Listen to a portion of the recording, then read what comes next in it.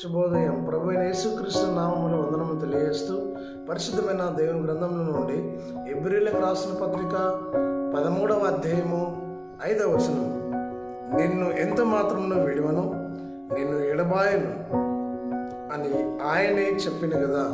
దేవుడి వాక్యం మన వెనుకలు దీవించుగాక. మహోన్నతుల స్తోత్రాలు.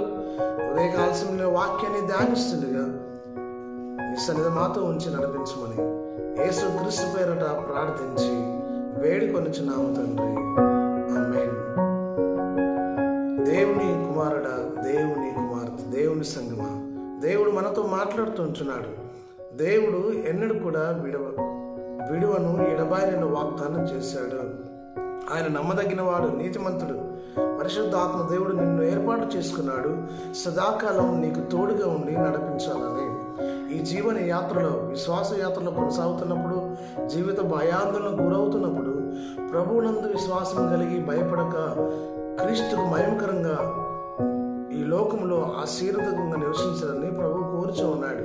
ఆయన ఎందు విశ్వాసం కలిగి, ఆయన ఎందు భయభక్తి కలిగి, ఆయన ఎందు ఈ లోకంలో ముందుకుండి సాగుతున్నప్పుడు ప్రభు మన ఎడల తన తోడు, తన హస్తాల నుంచి కాపాడే దేవుడై ఉన్నాడు.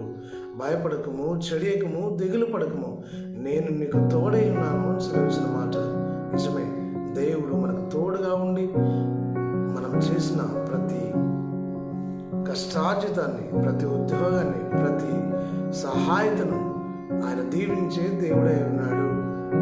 ఈ ప్రభువు నుండి విశ్వాసం ఉంచి నేను నా జీవిత యాత్రలో కొనసాగిన